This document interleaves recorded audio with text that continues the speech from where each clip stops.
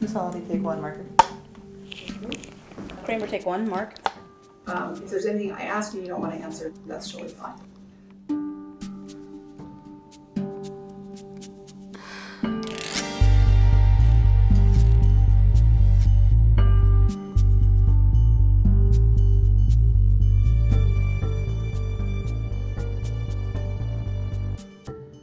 One of the most successful men in, I guess, in the history of show business, Mr. Jerry Lewis.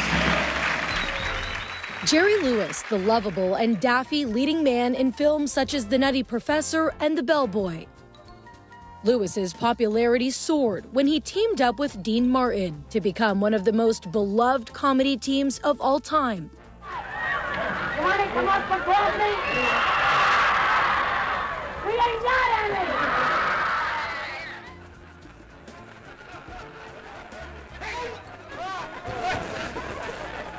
In 1959, Lewis landed a 7-year, $10 million contract with Paramount. It was, at the time, the largest contract ever between a studio and entertainer. I was dating a young actor, the name of Danny Arnold, and he was very close to Jerry and Dean Martin, so I sort of knew him socially, and he was so charming.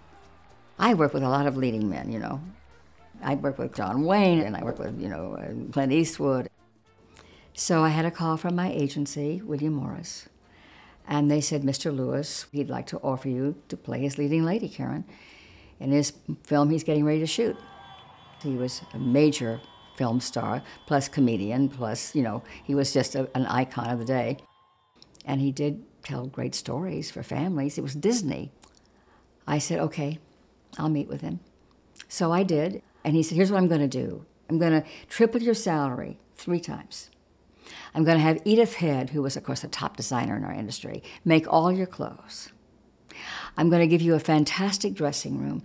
You're going to be treated like the lady you should be treated. And I said, it's an offer I can't refuse. So I said, well, I'll do it, absolutely. I've known Jerry Lewis since I was 13. He was a friend of my father's. So to me, he was family. I was in, I don't know how many movies. So the mid-60s, the 70s. I feel a drag. A lot of them were schlocky movies, but some of them were really good movies. I loved it when I did parts like I did in The Apartment with Jack Lemmon and working with Billy Wilder. Jerry was doing a movie called The Ladies' Man, and he said, would you like to be in it? I said, I'd love to. I'd love to. The first day we were working, he said, can you come to the dressing room afterward? He said, I want to discuss what we're going to shoot tomorrow, where you beat me up. I said, okay. I went. He was very specific about how he wanted me to dress. I thought that was unique and interesting, that he wanted to look at the sketches, he wanted to look at the clothes on me to make sure that he didn't want to delete something or add something to the way I looked. So I was then asked to come over to the location. I go into this garish dressing room, and I sit down, and he presses a button, locks me in the dressing room with him. He began to whisper things in my ear that were very sexy and seductive. He said, you've got a great figure. He said, you've got nice boobs. He said, you've got lovely legs. He said, that's what I like to see. And before I knew it, he was all over me. He had grabbed me. He began to fondle me. Next thing I know, he's unzipping his pants, and out comes the and next thing he's jerking off in front of me. And I didn't know what to do, so I just sat there. I sat there, and I wanted to leave. I wanted to leave so badly. I wanted to get out of there. And I couldn't. I was under contract to him and to Paramount. And I didn't want to shake the boat. I figured I'll just keep my mouth shut. I said, I don't know what you think, but I don't do this. I got the feeling that had never really happened to him very much. You know what I mean? I could see that he was furious. I said, maybe I should resign. right now, because this is going to be awkward to work with you with this situation. He said, it's too late.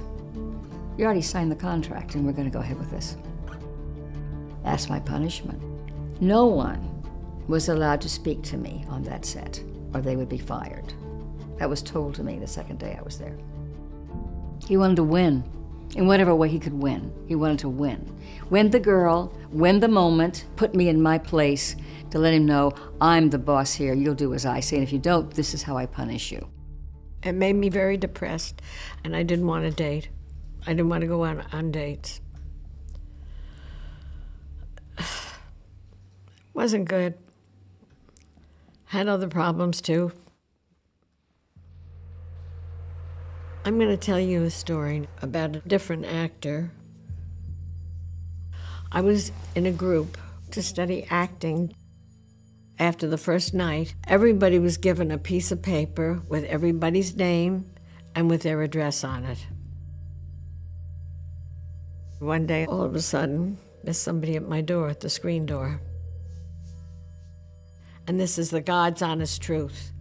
He came in, he didn't say one word to me, grabbed me by the hair, pulled me into the bedroom. He raped me. I didn't say anything. I didn't say, stop, don't do it. I was frightened to death. I was frightened to death, and he was drunk from the night before. He zipped his pants up, and he left. Never saw him again. What do? I don't know what to do.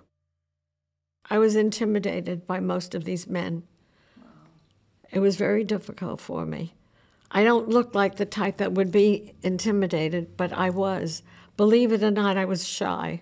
I was very shy. What would you say to them now, knowing everything you know? You wouldn't want to hear what I would say. I would. I would say, go fuck yourself, you motherfucker. I'd like to kill you. That's what I would say.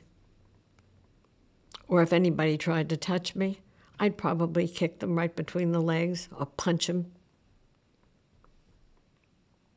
I'm different now.